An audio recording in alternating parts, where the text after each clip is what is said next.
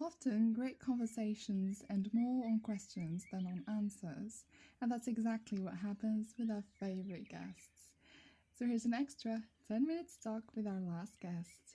We're Selva and Sophia, and you're listening to the Early Birds Extra podcast. Hi. Hi. Bismillah. Bismillah. Hi, girls. Hi, Medina. Hi. I'm so happy to have you again. We're so happy to see you again for an extra 10 minutes where we are going to have all the fun we can and at the same time learning a few things about you, few more things about you. Great. So the rules are very simple. We have questions, and rule A is you are going to answer only with one word. And if things got tricky or ambiguous, we would ask you to elaborate, of course, because, starting with Selwa. All right. I've written down so many from our discussion. Okay. I was doing my homework. Okay. Okay. One word, yeah? Just one word, Safi. Okay. Exactly. I'm just going to start with this one because it was maybe the latest things we talked about related to femininity. Would you define it more as, pick one word that for you is more related to femininity. Is it give or allow? Give. 100%. Oh. 100% give. That's very interesting. Wait, between give and allow in femininity. I think it's give, definitely. Because allow for me makes me think of like people allowing to come into my space and like take of my energy.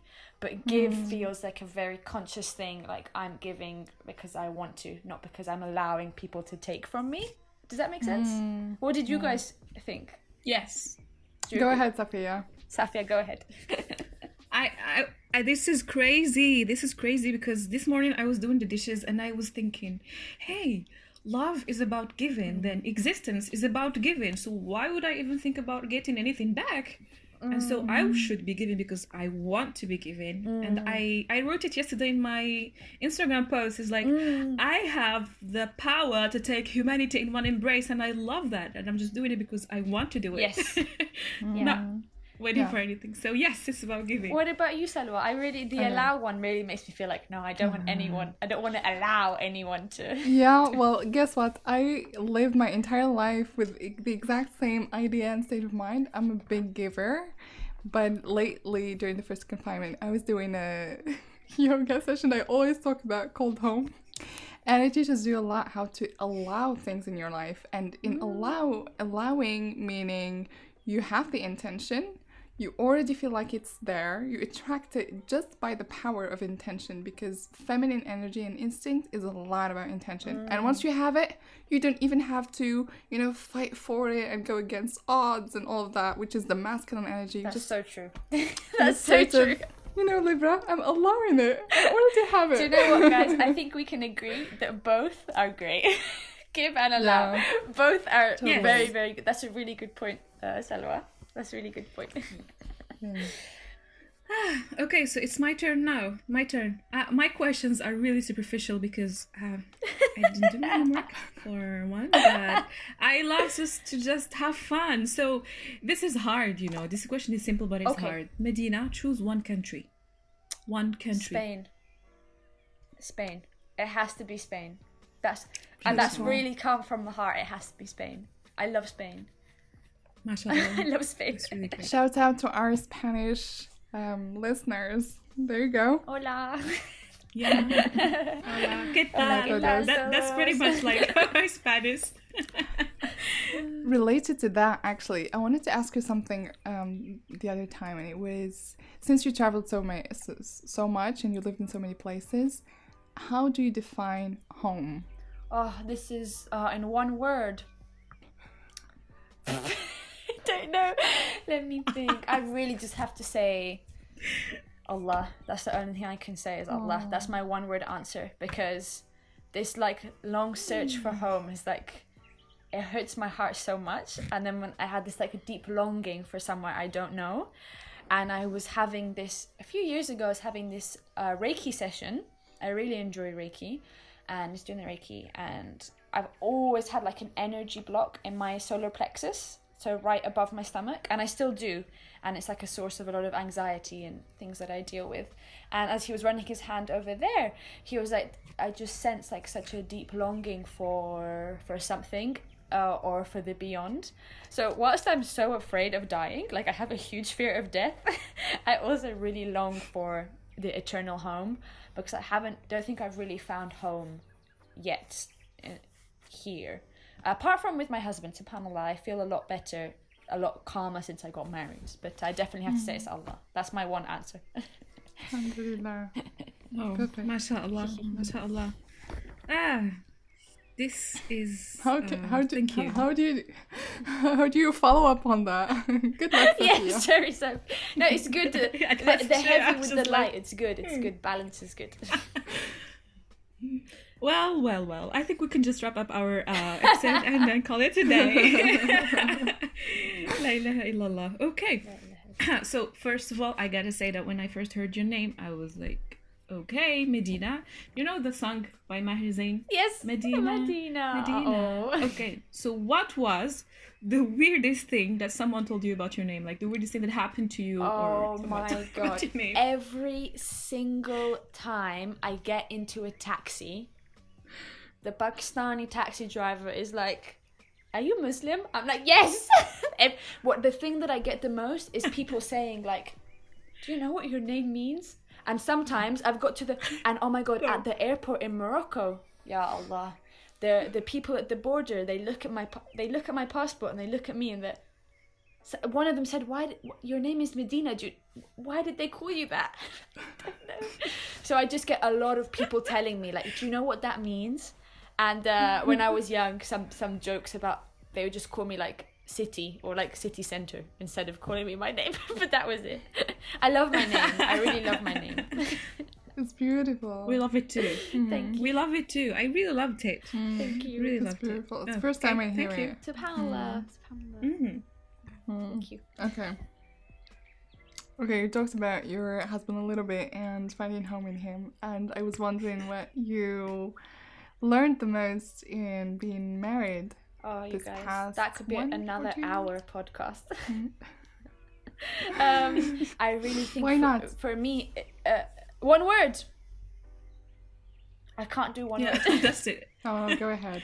Actually, I would really say accepting. And I would elaborate on that is like, I've grown up around women my whole life. It really took me a year because Hazim is very masculine. And when he first appeared, I was like, this masculine stuff is rubbish. Like, I didn't respect it. But I've learned to kind of allow it in more because I'm don't think that way. So it's very much been, actually, I would say allowing him space as well.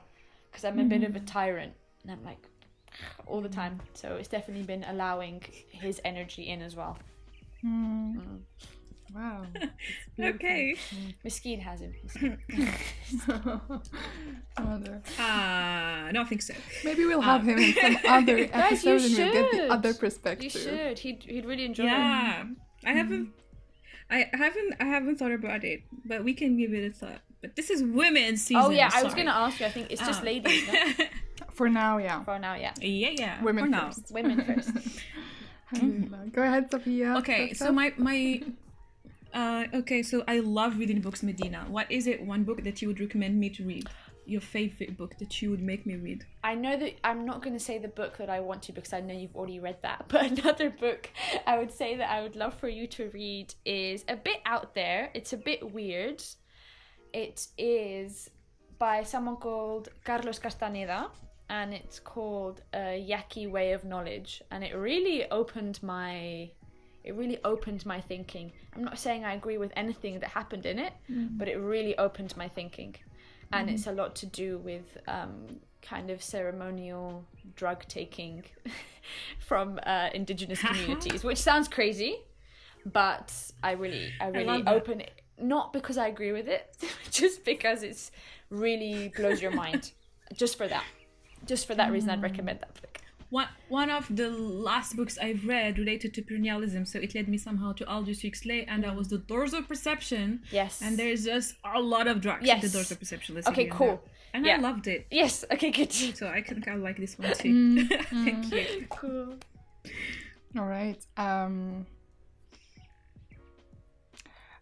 If you had to pick one Quran verse that really speaks to you, and only one, That's so hard. which one would it be? I really want to say the classic, and surely with hardship comes ease, because I really feel that I keep talking about this, but I really feel like it honors the waves of life. Like, there's hardship, then there's ease, and there's hardship, and there's... And I heard this thing, like the Sahaba, when things were good, they would be anxious because they know that bad things were coming, but when they were in a bad place, they could relax because they knew that Allah would bring goodness afterwards. So I do really resonate with that verse. You know what's the magical part about it? I would say the miraculous part about it is that right now I think of it more as a double thing each time. Like, with hardship, there is ease. Yeah, it's not after, you're right. It's always, actually, that's so true. They work and that's simultaneously. even harder to see, but it's more merciful somehow. It is. It's like even in the darkest point, there's still beauty. That would be my last question. Okay. Thanks, Salwa, for always making it hard for me to just... I'm challenging you, girl, to be the best version of yourself. Yes, today is not my challenging day, so I'll just carry on being me today. Good. That's all you want. My question, we talked a lot about Morocco, and you've been here a lot. Can you share with us what's your favorite memory of Morocco? What is your favorite thing you keep from My Morocco? favorite memory of Morocco, hands down, is definitely visiting the Bouchichi Zawiya in Madha. And I went with my dad, just me and him. And when I got there, he obviously went to the men's section, I went to the women's section, and we just had one of the most blissful, beautiful experiences.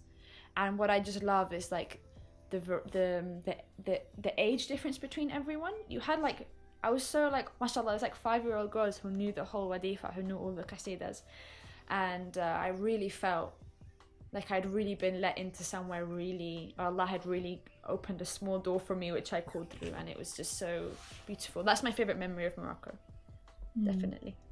Oh, beautiful. Thank you. Thank you.